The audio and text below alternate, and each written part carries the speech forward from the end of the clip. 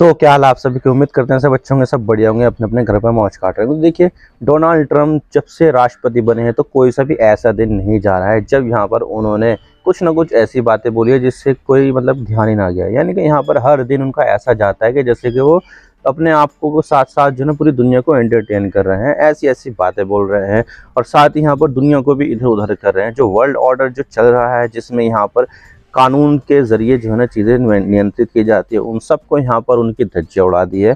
चाहे वो टैरिफ का मामला हो या फिर किसी को इन्वेट करने का मामला हो। जैसे कि आपको पता होगा कि अमेरिका यहाँ पर चाहता है कि पनामा कैनाल उसकी हो जाए, ग्रीनलैंड उसका हो जाए, गाज़ा पर उसका कंट्रोल हो जाए। तो इन्वेट करने वाली बात तो ये है, लेकिन साथ ही यहाँ पर जो उनके एलाइज़ है उनको भी यहाँ पर अमेरिका ने परेशान कर रखा है। जैसे कि कनाडा और मैक्सिको के ऊपर टैरिफ लगाना है, चाइना के ऊपर टैरिफ लगाना है और साथ ही यहाँ पर यूरोपियन यूनियन को टैरिफ लगाना है। यूरोपियन यूनियन को तो इन्होंने यहाँ पर ये भी बोल दिया है कि यूरोपियन यूनियन का निर्माण ही इसीलिए हुआ था कि वो अमेरिका को स्क्रू कर सके। स्क्रू का मतलब तो आप समझ ही गए होंगे कि स्क्रू का मतलब क्या होता है अंग्रेजी शब्दावली में। वैसे तो शब्दावली में मिले ना मिले, लेकिन जो आम बोलचाल उसमें तो यहाँ पर मतलब गंदा ही होता है स्क्रू का मतलब। तो अमेरिका यहाँ पर बहुत ज़्यादा ऐसा चीज़ कर रहा है। 2 अप्रैल यहाँ पर काफ़ी ज़्यादा खास होने वाली है, क्योंकि अमेरिका ने यहाँ पर घोषित कर रहा है कि 2 अप्रैल को है अमेरिका का इंडिपेंडेंस डे दुनिया के टैरिफ से बचने के लिए। क्योंकि 2 तारीख को यहाँ पर अमेरिका ने दुनिया के ऊपर रेसिप्रोकल टैरिफ लगाने की घोषणा कर रखी है कि तो यहाँ पर जो देश जितना भी अमेरिका के ऊपर टैरिफ लगाता है वही टैरिफ यहाँ पर अमेरिका उन देशों के ऊपर लगाएगा। यानी कि यहाँ पर मान के चलिए, अगर कोई देश अमेरिका से सामान खरीदता है तो वो 10% का टैरिफ लगाता है। मान लीजिए एक मोबाइल फ़ोन ले लीजिए कि अमेरिका से मोबाइल फ़ोन किसी ने खरीदा, किसी देश ने खरीदा, एक मोबाइल फ़ोन खरीदा तो उसके ऊपर 10% का टैरिफ लगाया जाए। लेकिन अगर यहाँ पर अमेरिका उस देश से मोबाइल फ़ोन खरीदेगा तो उसके ऊपर भी 10% का टैरिफ लगाया जाएगा। और ये चीज़ यहाँ पर काफ़ी ज़्यादा इंपॉर्टेंट है, क्योंकि देखा जाए तो जो मैन्युफैक्चरिंग है वो गरीब देशों में ज़्यादा देखने को मिलती है, क्योंकि लेबर सस्ती होती है, साथ ही यहाँ पर ज़मीनों की कीमतें इतनी ज़्यादा नहीं होती है, जिससे वहाँ पर मैन्युफैक्चरिंग करना काफ़ी ज़्यादा आसान होता है। ये चीज़ें मैन्युफैक्चरिंग वगैरह की ये विकसित देशों में ज़्यादा देखने को नहीं मिलेगी, क्योंकि उनकी जो स्टैंडर्ड ऑफ लिविंग है वो काफ़ी ज़्यादा हाई होता है। तो इस तरह के जो मैन्युफैक्चरिंग यूनिट है वहाँ पर काम करने से वो बचते हैं और यहाँ पर वो ऐसा काम करते भी नहीं है। तो इसी वजह से देखा जाए तो मैन्युफैक्चरिंग जो है ना ज़्यादातर गरीब देशों में देखने को मिलती है और उसके बाद यहाँ पर दूसरे देशों में एक्सपोर्ट की जाती है। लेकिन यहाँ पर जो अमेरिका के प्रेसिडेंट डोनाल्ड ट्रंप है वो चाहते हैं कि भाई ये चीज़ें जो है ना सही नहीं है, अमेरिका को लूटने का काम किया जा रहा है और ये चीज़ यहाँ पर हम बर्दाश्त नहीं करेंगे। 2 तारीख को रेसिप्रोकल टैरिफ हम यहाँ पर लगा देंगे। लेकिन साथ ही यहाँ पर एक ऐसा फैसला लिया है जिससे यहाँ पर इंडिया को काफ़ी ज़्यादा मुश्किलों का सामना करना पड़ सकता है, और वो ये है कि वेनेजुएला के ऊपर 25% का टैरिफ लगाना।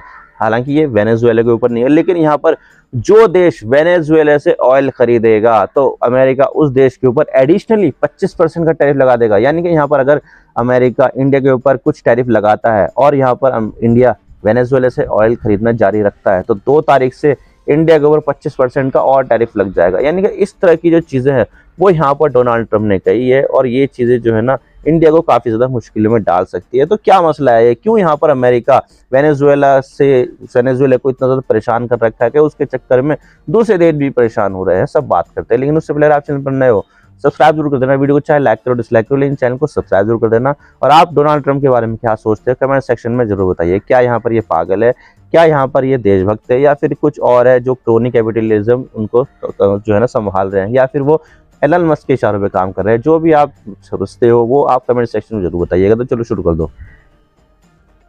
तो देखिए, ट्रंप ने यहाँ पर घोषणा कर दी है कि हम यहाँ पर वेनेजुएला के ऑयल के जो एक्सपोर्ट है उसके ऊपर 25% का टैरिफ लगा दे। हालांकि देखा जाए तो यहाँ पर वेनेजुएला अमेरिका को तो एक्सपोर्ट करता नहीं है, लेकिन यहाँ पर कई सारे दूसरे देशों को करता है, जैसे कि इंडिया को करता है, चाइना को करता है और भी बहुत सारे दूसरे देशों को करता है छोटे छोटे में। लेकिन यहाँ पर इंडिया और चाइना को काफ़ी ज़्यादा करता है। तो यहाँ पर अमेरिका यहाँ पर खरीदता तो नहीं था, तो उन्होंने सोचा कि यार किस तरह से वेनेजुएला को पनिश करे, यार हम तो खरीदते नहीं है, हम यहाँ पर क्या कर सकते हैं।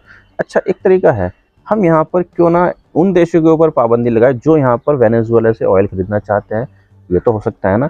तो उन्होंने लगा दिया और बोला कि भाई जो भी देश यहाँ पर वेनेजुएला से ऑयल खरीदेगा तो 25% का टैरिफ मैं उसके ऊपर लगा दूंगा एडिशनल।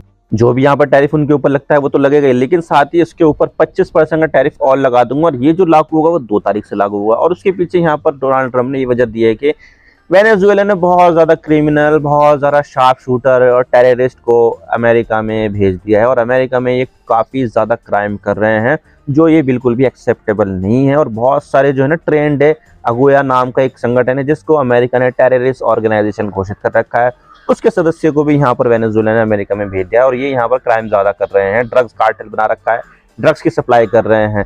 तो इसी चीज को देखते हुए मैं डोनाल्ड ट्रंप यहाँ पर वेनेजुएला के ऑयल पर 25% का टैरिफ लगा दूंगा, यानी कि जो देश वेनेजुएला से ऑयल खरीदेगा उसके ऊपर 25% एडिशनल टैरिफ लगा दूंगा। और ये चीज़ यहाँ पर सही नहीं है, क्योंकि वेनेजुएला यहाँ पर अमेरिका के प्रति हॉस्टाइल है, अमेरिका को अच्छे तरीके से नहीं ट्रीट करता है और साथ ही यहाँ पर अमेरिका के प्रति देश भावना रखता है। तो ये चीज़ यहाँ पर जो है ना 2 अप्रैल से लग जाएगी। तो 2 अप्रैल को यहाँ पर अमेरिका ने वेनेजुएला के ऑयल एक्सपोर्ट पर टैरिफ लगा दिया है और ये चीज़ यहाँ पर इंडिया को काफ़ी ज़्यादा हार्ड हिट करेगी, क्योंकि इंडिया यहाँ पर इससे काफ़ी ज़्यादा ऑयल खरीदता है। खासकर जो प्राइवेट रिफाइनरी है जैसे कि रिलायंस है, रिलायंस यहाँ पर जो है ना तेल खरीदती है वेनेजुएला से, लेकिन जैसे ही यहाँ पर ये चीज़ें निकल कर आई तो रिलायंस ने तुरंत ही यहाँ पर वेनेजुएला से ऑयल का इंपोर्ट बंद कर दिया। यानी कि यहाँ पर इंडिया की कंपनियां काफ़ी ज़्यादा डर गई है कि अगर हमने यहाँ पर वेनेजुएला से ऑयल खरीदना जारी रखा तो हमारे ऊपर टैरिफ लग जाएगा और ये चीज़ें यहाँ पर सही नहीं होगी, क्योंकि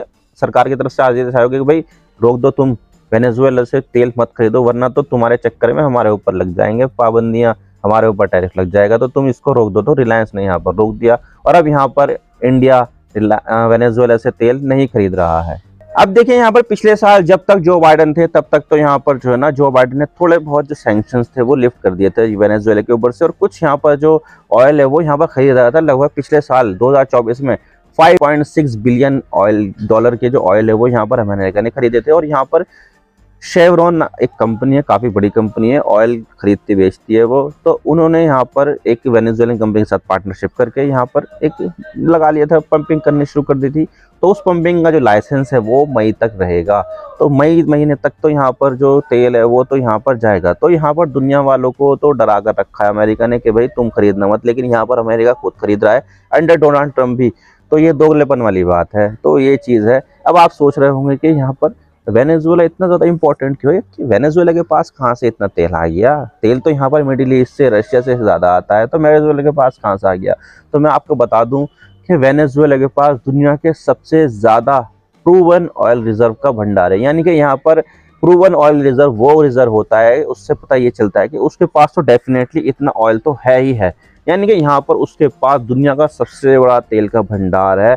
दुनिया का 18% जो तेल है प्रूवन ऑयल रिजर्व वाला वो यहाँ पर सिर्फ और सिर्फ वेनेजुएला के पास है। तो अपने आप में काफ़ी ज़्यादा बड़ा देश है, लेकिन देखा जाए तो उसके पास जो ऑयल है ना वो थोड़ा सा भारी ऑयल होता है, तो उनको संशोधित करने में, उनको यहाँ पर जो है ना रिफाइन करने में काफ़ी ज़्यादा पैसा खर्च करता है, उसके लिए अलग से टेक्नोलॉजी भी आती है। तो इसी वजह से वेनेजुएला का ऑयल कोई खास यहाँ पर जो है ना इतना ज़्यादा फेमस है नहीं। लेकिन मिडिल ईस्ट का जो ऑयल होता है, सऊदी का, ईरान का, ये काफ़ी ज़्यादा अच्छी क्वालिटी का माना जाता है। तो ये जो है ना मतलब दुनिया इसको प्रेफर करती है, लेकिन वेनेजुएला के ऑयल को यहाँ पर प्रेफर नहीं किया जाता। लेकिन फिर भी यहाँ पर इंडिया यहाँ पर वेनेजुएला से ऑयल खरीदता था, क्योंकि वेनेजुएला डिस्काउंट में इंडिया को ऑयल दे देता था और इंडिया के पास ये टेक्नोलॉजी भी थी कि वेनेजुएला के ऑयल को यहाँ पर रिफाइन किया जा सके।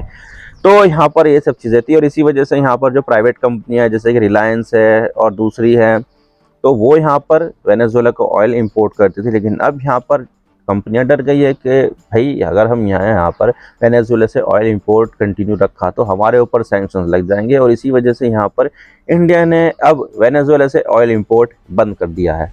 लेकिन सवाल यहाँ पर यह आता है कि भाई वेनेजुएला का अगर ऑयल इंपोर्ट हम नहीं कर सकते तो इससे क्या हो गया, हम दूसरे देशों से भी तो कर सकते हैं। तो मैं आपको बता देता हूँ कि वेनेजुएला के ऊपर सैंक्शन लगे हुए होने के कारण वेनेजुएला अपना जो ऑयल है वो काफ़ी ज़्यादा सस्ते में देता था, उसके ऊपर यहाँ पर वेनेजुएला डिस्काउंट भी देता था, जिसकी वजह से इंडिया के लिए काफ़ी ज़्यादा बेहतर है।